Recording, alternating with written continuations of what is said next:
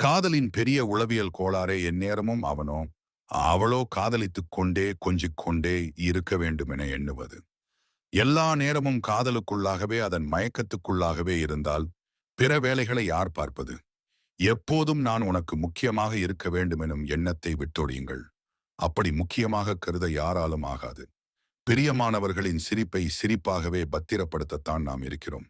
அச்சிரிப்பு நம்மால் மட்டுமே உண்டாக வேண்டும் என்பது சுயநலம். அதில் அக்கறை இல்லை. அவர்களின் மகிழ்ச்சிகளுக்குள் உங்களுக்கான ஒரு சிரிப்பு இருக்கும். அது எல்லா நேரமும் வெளிப்பட்டுக் கொண்டிருக்காது. உனக்கான மனமகிழ்வை என்னால் மட்டுமே தர முடியும் எனும் போலியான கற்பனைகளை கைவிடுங்கள். இதுவுமே பெரிய சுயநலம். உன் மகிழ்ச்சிக்கு என்னைத்தான் நீ சார்ந்திருக்க வேணும் எனும் மறைமுக கட்டளை. யதார்த்தம் முகத்தில் அறையும் போது திணறி விடுவீர்கள்.